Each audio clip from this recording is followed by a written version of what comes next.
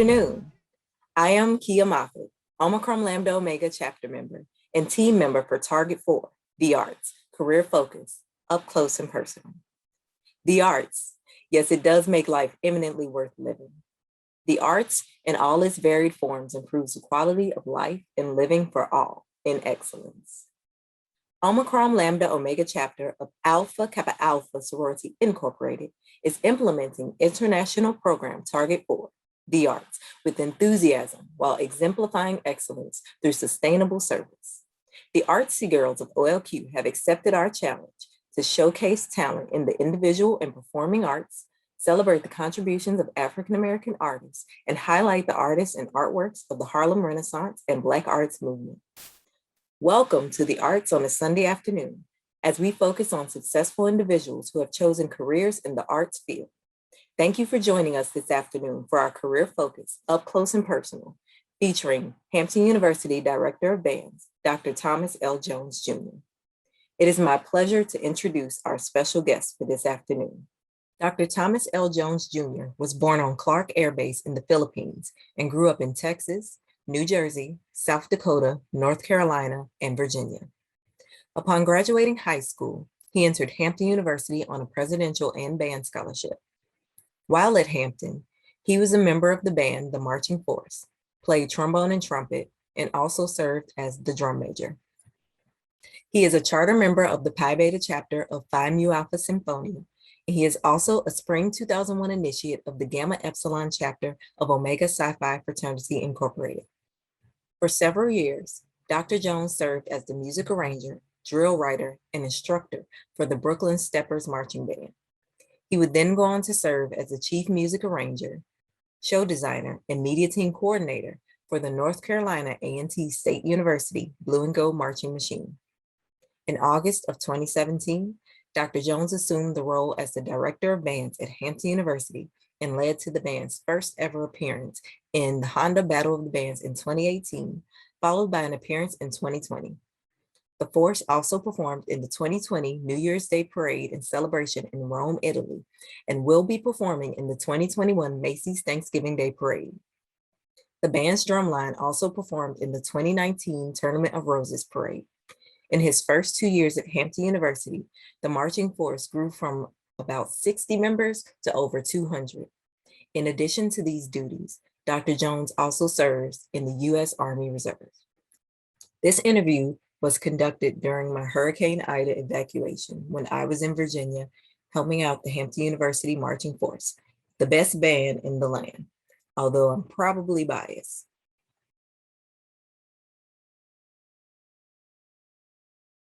Well, at a university, a director of bands is more than just somebody that gets on the podium and waves his arms. A director of bands at a university is first and foremost an administrator. So really my job, I really don't conduct the band during rehearsals very much. Most of my job is spent doing paperwork for logistics, budgeting, everything that needs to happen behind the scenes in order to make the band run. Those are kind of the things that a director of bands does at the university level. For education, most people would normally have a bachelor's in music or music education and a master's in music education, sometimes even a doctorate in music education. But for me, in my opinion, I think that a director of bands at the university level should have a wide range of experiences. So that can range from degrees in business to leadership to even some of the more technical fields such as engineering, because there are different ways of looking at things. For example, a band director wears many hats, one of them being, a counselor. So, a psychology degree would be helpful. Or, like I said, a business management degree would be helpful because you are doing budgeting. And so I think a band director at the university level should have a wide range of collegiate experiences and have a wide range of education. So for me, a typical day, I wake up at 3:58 a.m. and I get up, get my morning black coffee, and I proceed to take the dogs out, feed them, and then I go exercise. I do running, do strength training, and just overall a lot of conditioning because I'm also in the Army Reserve, so I have to keep up my physical shape for that. And then after that, then I'll usually come in the office, check and see what's going on for the day, the tasks for the day, like administrative tasks. If there's some paperwork that needs to be sent up through my chain of command, I'll make sure that I front load that so that it takes place during the beginning of the day so that I can get all my signatures and approvals throughout the day. Most of the times, students will come to me with issues that they might have, so I'll have office hours so that they can reach out to me. Then I'll go back to the gym, do some more training, and then after that, I'll feed the dogs, play with the dogs again, kind of give them some love. And then at some point, I'll find time to eat. And then towards the end of the day, that's really when I'm preparing for the rehearsal of the day, whether it be a morning rehearsal, which kind of throws off my morning schedule a little bit, or an evening rehearsal. I'll make sure to prepare ahead of time. So that will include lesson plans, what are the goals for the day, what songs should be rehearsed for that day, what time is everybody supposed to be here, and what is the flow of operations for the day. So going into rehearsal, I'll typically do more admin stuff, make sure that all the behind the scenes stuff is good and in place. And then at some point I'll be able to check the band out, see what they're doing, make sure that everything is good and in order, and kind of some QA, QC, as I like to call it, making sure that everything's as pristine as it can be. And then towards the end of the day, we'll have our staff meeting at the end of the day to debrief what went on and how we can improve for the next day. And then at some point, I'll try to eat again, go see the dogs again, and usually I won't get into bed till about 12 or 1 in the morning. Welcome to the Marching Corps halftime show, presented by Nissan. On behalf of our president, Dr. William R. Harvey, and the Hampton University family, we bring you greetings from our magnificent home of the season.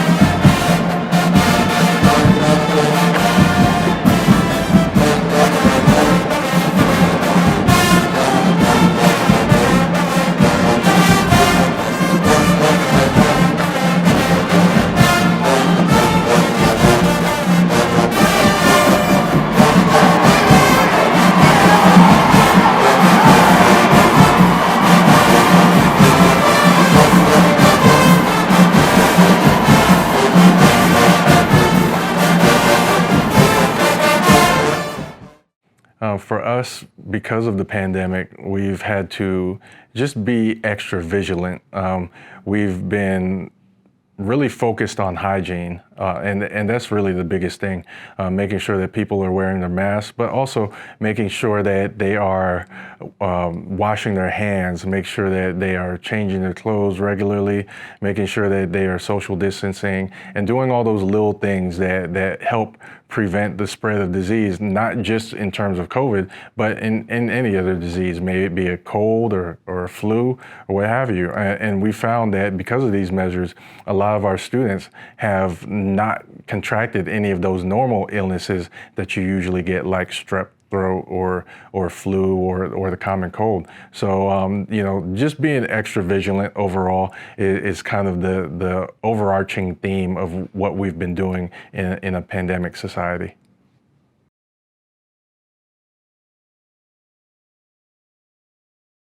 I'd say the most challenging thing about my career is being able to put all the pieces together from an administrative level.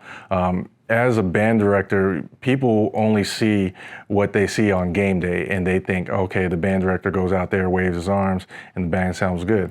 But really, in order to make that happen, a lot of things needed to take place behind the scenes, in terms of making sure that everybody has an instrument, has a uniform, make sure that the students are going to class, make sure that we are ordering parts as necessary, make sure that we are doing the requisitions for travel, and there's about a million things that need to go on behind the scenes that need to go right in order for the game day experience to go off without a hitch. So I'd say the hardest part of that is being able to manage all those tasks behind the scenes when really what you want to do is be in front of the students having fun with them.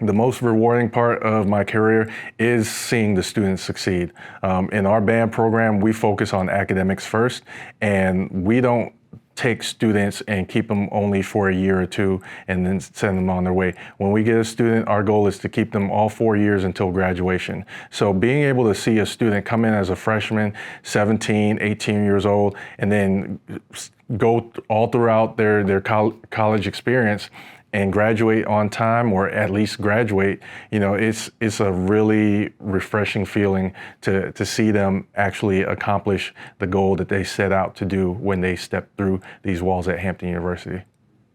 We present our flag corps, Silky.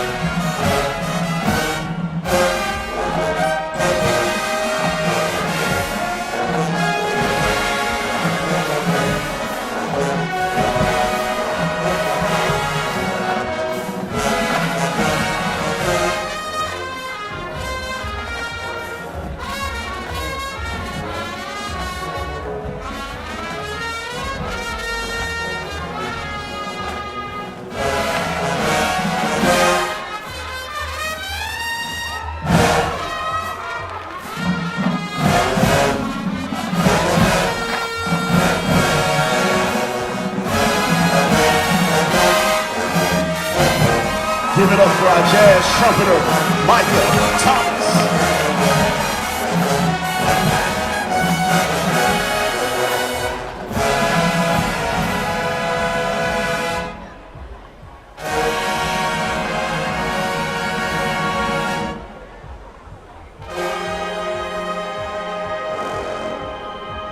Give it up for Silky.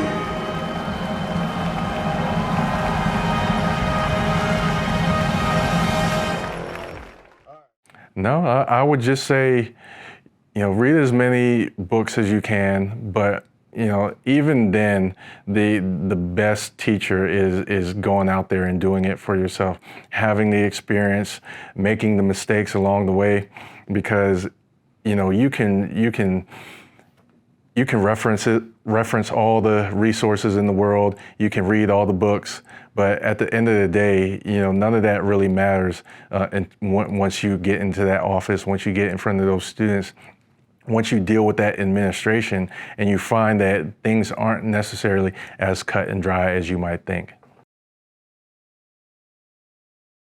Well, there are several ways. I would say first, you can make a direct donation through the school at donate2.hamptonu.edu. So there's no www, it's just donate to, DONATETO, at hamptonu.edu, donate to at hamptonu.edu. And we also have a band boosters program where you can, donate recurring donations to the band. And that really helps us, because what it boils down to is Hampton University is not a cheap school. Hampton University this year is about $42,000 a year, and a lot of our students struggle to come up with the cost. Like, some of them actually, operate GoFundMes just so that they can get enough money to enroll in school per semester. And so those donations, they go towards scholarships, they go towards equipment, uniforms, instruments, travel, staffing. Those are really some of the best ways to support the band. Other donations through Cash App, we're at $ the Marching Force, and a lot of times we run fundraisers as well. So there's a lot of ways to support the band. And also, if you don't want to make a donation or you're not able to make a donation, you can always come see us and check us out at our events. We're at football games, we're at parades, and we will be in the 2021 Macy's Thanksgiving Day Parade as well. For me, what really motivates me every day is being able to look at those students and like I said, see them achieve. And I feel obligated to open doors for them. I feel obligated to lift as I climb. I feel obligated to build bridges for them. And when I do that, when they're able to walk through those doors, cross those bridges, and overcome those obstacles, that not only gives me a personal sense of fulfillment, but it also helps that student to realize that there's something greater in this world, even something more than music, something more than band. And I think us in our society, we really need to help each other, because there are forces out there that don't want us to succeed. They want to see us fail. And it's up to us to stick together and help each other in order to find success and find fulfillment throughout all facets of our life, even beyond Hampton University. Yeah, our website is www.humarchingforce.com, and on Instagram and Twitter we are HU_bands. Our email is HU_bands@hamptonu.edu. You can reach me directly, but via email at thomas.jones@hamptonu.edu, and our Facebook page is at HU Marching Force.